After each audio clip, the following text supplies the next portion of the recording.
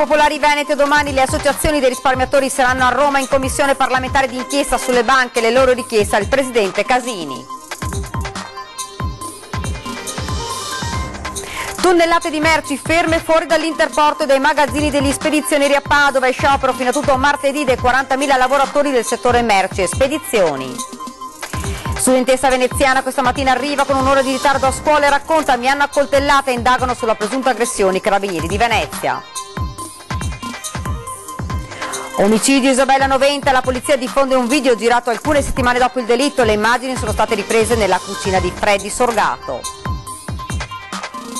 Scontro frontale a Gazzo Padovano, muore ragazza di 22 anni, stava raggiungendo il palazzetto dello sport per giocare la sua prima partita nel campionato C di calcio a 5. Il sindaco Giordani vuole togliere l'ordinanza anti-accattoni e scoppia la polemica, opposizioni sul piede di guerra da settimane, Padova nuovamente invasa. Da oggi Antenna 3 ha una nuova applicazione per i telefonini e i tablet di ultima generazione, tutte le notizie e programmi della nostra emittente a portata di un click. Ben ritrovati, edizione regionale dei notiziari di Antenna 3 Nord-Est, lo avete dunque sentito dai titoli ex Popolari Venete, domani le associazioni dei risparmiatori saranno a Roma in commissione parlamentare d'inchiesta sulle banche, vediamo.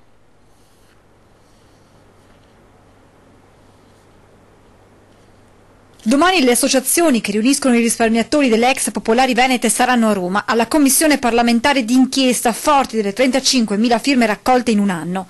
Al presidente Pier Ferdinando Casini chiederanno che si indaghi su due fronti precisi. Dove sono andati i soldi dei risparmiatori, chi sono i grandi debitori che non hanno pagato i debiti, perché dopo il 2015 con banche in dissesto sono state portate in fallimento da coloro che avrebbero dovuto salvarle. Che cosa vi aspettate dall'incontro di domani? Ad essere sinceri, nulla. Nonostante le pochissime aspettative, dall'incontro di domani le associazioni sperano di portare a casa un impegno a dare risposte a chi ha perso tutto. E a proposito dei risparmiatori, rimane sul piatto la proposta di Patrizio Miatello dell'associazione Zelino Terzo da Unara, pronta ad acquistare le azioni degli ex soci, un passo che nella volontà dell'associazione punta a raggruppare tutti i titoli in mano ad un'unica proprietà per avere più forza sia a livello politico che giuridico che con i liquidatori, un'azione che però non piace al coordinamento Don Torta.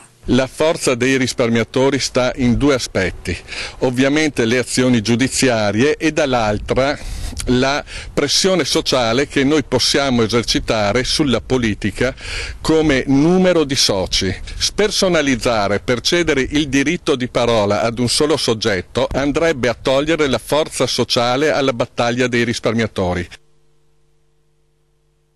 Tonnellate di merci ferme fuori dall'interporto e dai magazzini degli spedizionieri, è sciopero fino a tutto martedì dei 40.000 lavoratori del settore merci e spedizioni.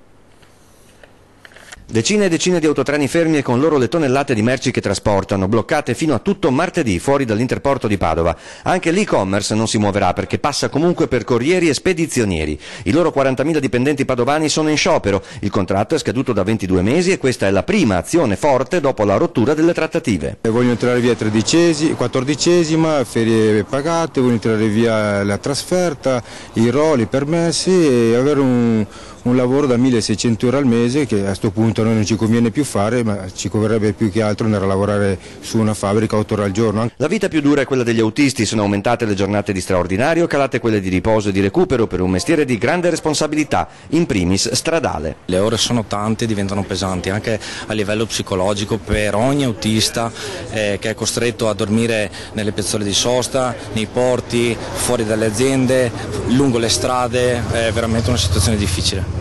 I sindacati chiedono più diritti per questi lavoratori, denunciano il sempre crescente sfruttamento tra i moltissimi stranieri degli appalti della logistica dei magazzini, l'abuso del lavoro a chiamata e della precarietà e le agitazioni potrebbero non fermarsi qui. E se non ci sono novità sul tavolo nelle prossime ore determinerà un ulteriore sciopero di 48 ore per metà novembre. I carabinieri di Venezia stanno indagando sulla presunta aggressione a danno di una studentessa che questa mattina è arrivata a scuola con un'ora di ritardo perché ha raccontato un uomo l'avrebbe aggredita. Sentiamo. Mi ha accoltellata. È la versione che una studentessa di un istituto veneziano ha detto appena giunta in classe con un'ora di ritardo rispetto ai compagni. Sulla vicenda stanno indagando i carabinieri, soprattutto per verificare l'attendibilità della versione fornita dalla ragazzina, che una volta arrivata a scuola è apparsa particolarmente sconvolta e con tumefazioni al volto e al fianco, oltre che un taglio alla mano. Lesioni che potrebbero essere riconducibili a un'arma da taglio. Secondo quanto raccontato dalla studentessa, un uomo che da giorni la importunava lunedì mattina sarebbe passato ai fatti aggredendola in una calle poco distante dalla scuola. A quel punto, sempre secondo la sua versione, lei sarebbe scappata di corsa, entrando a scuola visibilmente scossa. La dirigente scolastica ha chiesto subito l'intervento dei sanitari del 118, giunti poco dopo insieme ai carabinieri e ai genitori. La giovane è stata dunque accompagnata al pronto soccorso dell'ospedale civile, dove l'hanno medicata, visitata e dimessa con una prognosi di 6 giorni. Nel pomeriggio si è recata nella caserma dei carabinieri di San Zaccaria a Venezia per essere ascoltata dalle forze dell'ordine. Alcuni elementi infatti non tornerebbero. La presunta vittima avrebbe prima indicato un punto dove si sarebbe verificata l'aggressione, poi un altro. I militari dunque stanno verificando ogni singolo passaggio per capire se effettivamente l'accoltellamento in calle ci sia stato oppure no. Le verifiche in zona sulla possibile presenza di persone somiglianti alla descrizione fornita dalla ragazzina hanno avuto esito negativo. Si è chiusa con 5 condanne e una soluzione la vicenda relativa ai maltrattamenti degli ospiti degli istituti polesani, una casa di cura privata di Ficarolo in provincia di Rovigo. Ad accertare quanto accadeva nella struttura la polizia, i malati venivano picchiati continuamente, un lager, così l'aveva chiamato lo stesso questore di Rovigo, ed oggi il giudice ha condannato a 3 anni ciascuno le 5 operatrici socio-sanitarie, assolto invece un medico di 52 anni. I maltrattamenti nella casa di cura per anziani disabili, secondo l'accusa, si sarebbero verificati da dicembre 2012 fino al licenziamento dei dipendenti arrestati nel giugno 2014. L'accusa si basava su testimonianze e video registrati dalla squadra mobile dal giugno alla metà di agosto del 2013. Altri 4 imputati avevano già patteggiato. Resta ancora aperta l'inchiesta invece sulle morti violente di 2 pazienti, di cui è accusato un paziente disabile della struttura sottoposto a misure di sicurezza in un ospedale psichiatrico. La polizia diffonde un video girato alcune settimane dopo l'omicidio di Isabella, 90. Le immagini sono state riprese nella cucina di Freddy Sorgato. Nella cucina di Freddy, le forze dell'ordine diffondono un video delle perquisizioni effettuate nella villa di Sorgato il 23 febbraio 2016, dopo oltre un mese dall'omicidio della sua ex amante Isabella, 90. Un ambiente di casa benestante, somigliante a tanti altri, ma dove si sarebbe compiuto il delitto della impiegata di Albignasego. La ricerca dei poliziotti si conclude con il ritrovamento di quella che sembra essere una interessante agenda di appunti e appuntamenti, anche se illeggibili a video, e di una confezione iniziata di grandi sacchi neri dell'immondizia. Gli specialisti della polizia passano al setaccio la quotidianità di 2 persone capaci, come sentenziato dal Tribunale di Padova, di uccidere per gelosia mista a interessi economici, forse di non poco conto. La realtà dice che Freddy Sorgato, sua sorella Deborah e l'amica Manuela Cacco sono in carcere, ma che il corpo della vittima dell'omicidio, una loro amica, dopo quasi 2 anni non si è ancora trovato. E grave incidente nel pomeriggio a Castion Frazione di Belluno, un ragazzino bellunese di 12 anni è stato investito da un'auto mentre si trovava in bicicletta. Sul posto è arrivata un'ambulanza del SUEM che lo ha soccorso e il bambino è stato trasportato all'ospedale di Treviso, dove si trova in rianimazione per i rilievi carabinieri che stanno cercando di chiarire la dinamica di questo grave incidente. Ed una giovane di 22 anni invece ha perso la vita in un incidente stradale questo fine settimana a Gazzo Padovano. Sentiamo. Quella sera avrebbe dovuto giocare la sua prima partita nel campionato di Serie C di calcio a 5, ma un destino tragico non l'ha mai fatta arrivare al Palasport di Cittadella. Giorgia Bilato, 22 anni, ha perso la vita in un incidente stradale in via Roma a Gazzo Padovano. La ragazza era una giocatrice della SD 90 calcio a 5. Quella sera era in programma una partita con la squadra di Galliera Veneta. Lo scontro frontale tra i 2 mezzi non ha lasciato scampo alla giovane. Al loro arrivo i sanitari del 118 non hanno potuto far altro che constatarne il decesso. Il conducente dell'altro mezzo coinvolto sconvolto è riuscito a uscire dall'auto da solo, ma è stato colto da malore e ricoverato all'ospedale di Cittadella. In un post pubblicato sulla pagina Facebook della SD 90 Calcio a 5, le compagne di squadra hanno scritto: increduli, ti ricorderemo sempre così, un ricordo commosso per un'amica che non c'è più. Ed ancora cronaca, questa volta dal Vicentino, dramma nella notte, principio di incendio di una termocoperta, un uomo di 81 anni è morto mentre cercava di mettere in sicurezza la moglie. Tragedia nella notte in via Lago del Maltese a Vicenza, dove un 81enne è morto mentre cercava di portare fuori dalla camera da letto la termocoperta posizionata dalla parte del letto della moglie di 78 anni che aveva preso fuoco. Il fumo acre e l'odore hanno svegliato i coniugi. L'anziano avrebbe tentato di salvare la consorte cercando di liberare il letto, portando via il materiale bruciato, ma si sarebbe accasciato a terra una volta giunto all'altezza del bagno. La moglie, sebbene lievemente intossicata dalle esalazioni, ha subito dato l'allarme. I sanitari del SUEM hanno tentato il tutto e per tutto per rianimare l'81enne. Per lui non c'è stato nulla da fare. I pompieri hanno liberato la camera dalla coperta e il materasso compromessi e messo in sicurezza il sito. Un incendio ha quasi completamente distrutto una villetta ad Abano Terme e ferito il proprietario.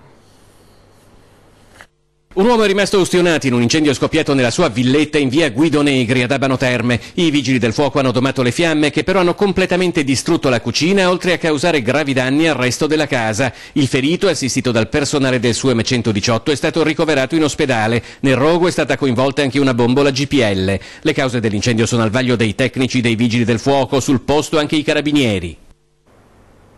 Ed ora ci spostiamo a Treviso, parliamo di smog e sentiamo che cosa ne pensano i trevigiani dell'ordinanza antismog. È la novità principale della nuova ordinanza antismog da oggi in vigore a Treviso, il divieto per i negozi di tenere le porte aperte, sia per contenere la dispersione del calore, ma soprattutto perché i riscaldamenti, sia domestici che degli esercizi commerciali, vanno ad influire sui livelli di inquinamento. Ma oggi, nella prima giornata, in pochi sembrano a conoscenza dell'ordinanza.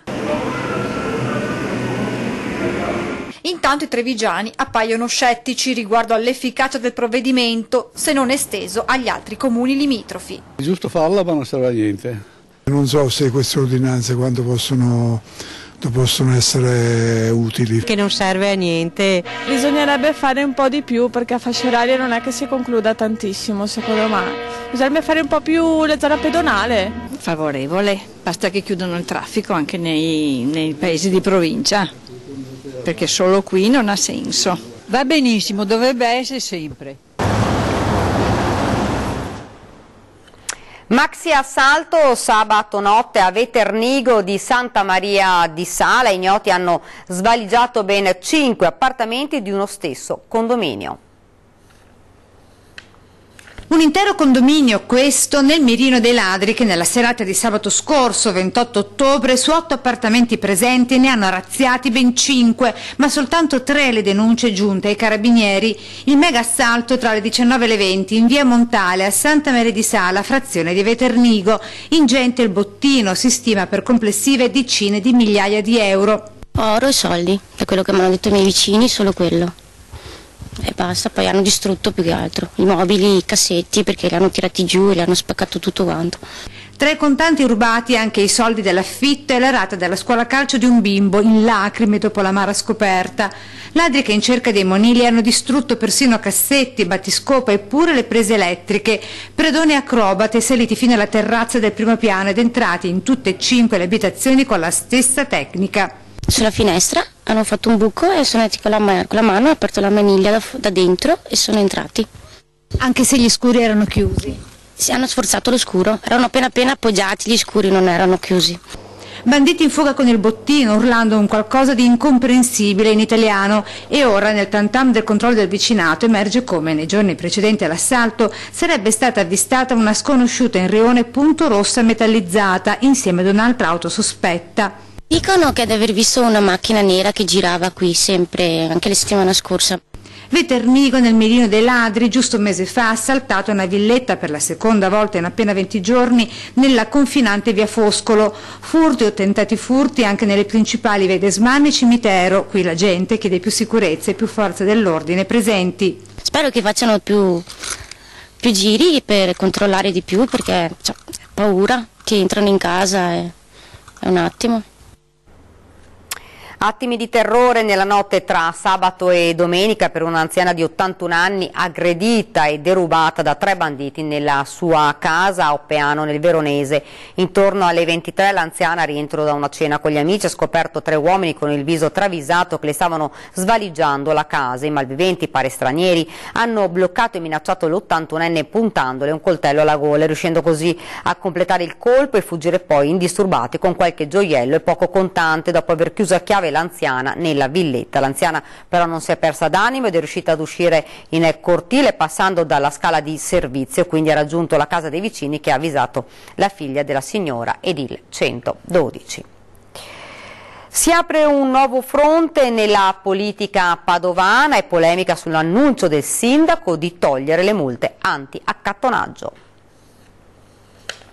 In città si è visto un moltiplicare, un rifiorire di questi accattoni molesti e anche non molesti, e nell'incapacità di saper gestire questo fenomeno cosa fa il sindaco, cosa fa la giunta? Depenalizza, no? Un po' come abbiamo visto fare nel governo centrale, depenalizza il reato. Via la multa anti-accattoni a chi chiede l'elemosina con dignità. E già bufera sulla modifica al regolamento di polizia locale annunciata dal sindaco. Se la povertà non può essere una colpa, come ha detto Giordani, affermano dai banchi dell'opposizione, è anche vero che chi ha realmente necessità può rivolgersi a determinate strutture comunali e parrocchiali. Il problema, secondo Alan Luciani, è un altro. La verità è che oggi a Padova sono tornati decine e decine di personaggi che ti chiedono di lavare il vetro, che giocano coi birilli ai semafori, che ti chiedono la carità, che suonano la tromba e finché non gli dai i 5 euro non si levano di mezzo. Cioè non è possibile poter vivere la città in questa maniera. Sulla modifica al regolamento di polizia locale si dovrà esprimere il Consiglio Comunale, ma la sua interpretazione viene già giudicata ambigua in quel determinare le richieste di elemosina moleste o meno. Dipende anche dalla sensibilità delle persone. Una persona anziana, magari poverina, che fa magari fatica a camminare, gli si avvicina una persona e ne richiede carità, e magari sapete questi grandi e grossi energumeni, può essere già una molestia se vuoi dal punto di vista fisico o comunque dell'impatto, no? Quindi si capisce che utilizzano questi sistemi solo per nascondere il problema.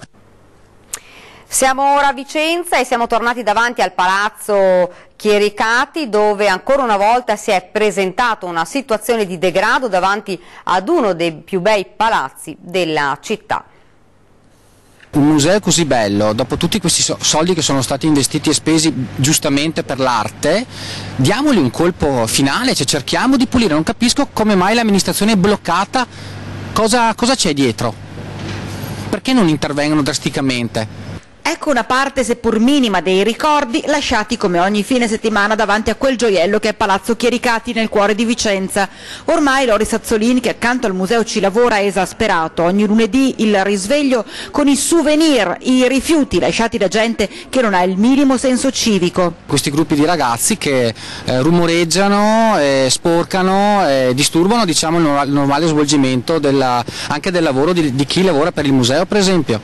Una situazione che abbiamo già proposto nei nostri telegiornali, ma che pare non avere una soluzione, e la rabbia di Azzolin ricade, oltre che sugli autori del degrado, anche su chi amministra la città. Questa amministrazione si vanta di una Vicenza città d'arte, città turistica, però così non sembra. Rendiamola sì d'arte, come è giusto che sia, ma rendiamola anche pulita. Deve essere pulita. C'è rabbia da parte vostra? Ma c'è anche un po' di sconforto, perché ripeto, siamo lì a raggiungere finalmente questo benedetto traguardo, eccetera. Cosa manca? Perché non si arriva a chiudere questa storia? Cattiva volontà secondo lei? Ma secondo me bisognerebbe, ripeto, che tirassero fuori un po' come i cosiddetti attributi. Insomma, il nostro telespettatore chiede più attenzione da parte di chi occupa Palazzo Trissino per una concreta tutela della città e dei suoi cittadini. Noi gireremo la questione a chi di dovere. Lo dico ad Antenna, lo spazio dedicato a voi, segnalateci disagi, noi interverremo, lo potete fare attraverso un sms o WhatsApp al 351 17 55 340 oppure scrivendoci una mail a redazione@antenna3.it oppure con una telefonata o lasciando un messaggio alla segreteria telefonica allo 0422 02 30 898. Ed ora ci fermiamo, c'è la pubblicità, rimanete con noi.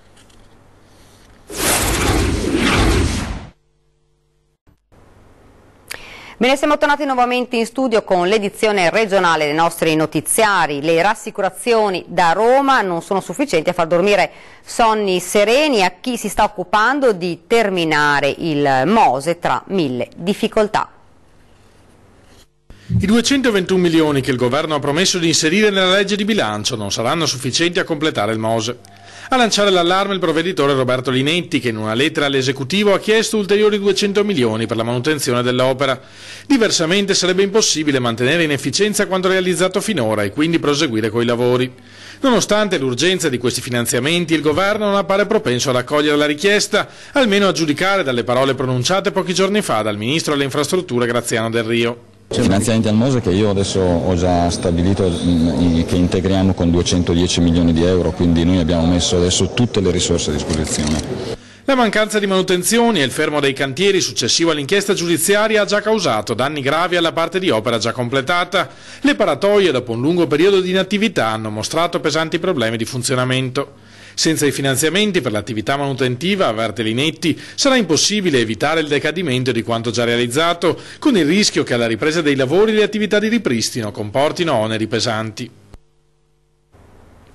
Da oggi Antenna 3 ha una nuova applicazione per i telefonini e i tablet di ultima generazione, tutta Antenna 3 a portata di un click, dallo streaming in diretta alle nostre produzioni e i servizi di tutti i telegiornali. Basterà caricare e scaricare dall'Apple Store o da Google Play Store per i cellulari Android la nostra app Antenna 3, staccato e tutto in lettere per seguire minuto dopo minuto la nostra programmazione e condividere file dei servizi TG o degli approfondimenti. 20:10, la voce del mattino, e ore 13 è tutto a vostra disposizione. Da oggi basta un clic sul vostro telefonino.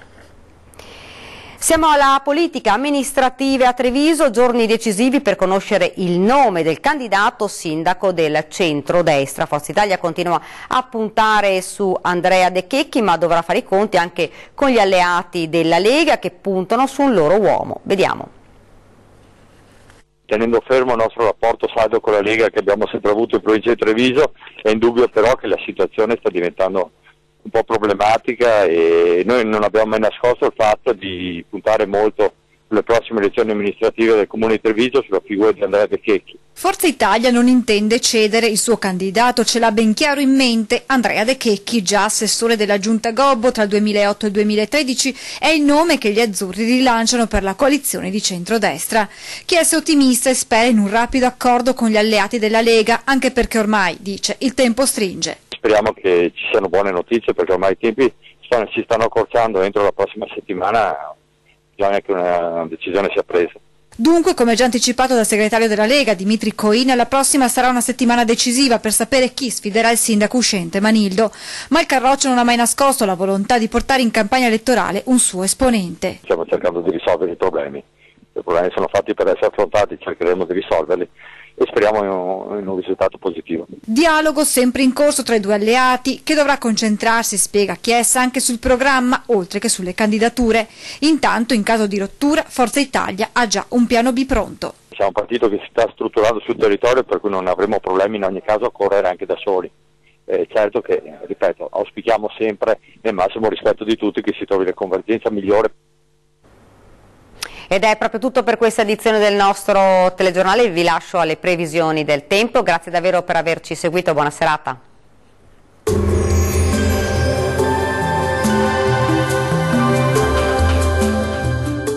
Termoidraulica Susin. Se compri una caldaia, in omaggio il condizionatore. Termoidraulica Susin a zero branco. Sarà ancora un'ennesima giornata all'insegna del bel tempo sulle nostre regioni. Vediamo il dettaglio. Sul Veneto tempo stabile con ampio soleggiamento, vanno evidenziate tuttavia più nubi sparse sui settori centro-orientali in genere, ma senza altre conseguenze. Diamo uno sguardo alle temperature, le massime sono previste tra gli 11 e i 15 gradi, valori minimi tra 2 e 8 gradi circa. Spostiamoci ora a vedere la situazione del Friuli Venezia Giulia. Sole e bel tempo su tutti i settori, maggiore e parziale nuvolosità sulle aree meridionali in genere, ma anche in questo caso senza altre conseguenze. Le temperature massime sono previste tra i 12 e i 15 gradi, i valori minimi attesi tra 2 e 5 gradi circa. Raggiungiamo infine il Trentino Alto Adige, anche qui sarà una bella giornata soleggiata ovunque, i cieli si presenteranno generalmente sereni su tutti i settori. Le temperature massime sono previste tra i 15 e i 18 gradi, i valori minimi attesi tra lo 0 e i 3 gradi circa. Il mare sarà mosso, localmente poco mosso nel Golfo di Trieste, i venti moderati da sud-est, localmente deboli sud-orientali sul Golfo di Trieste. Dal meteo è tutto, arrivederci.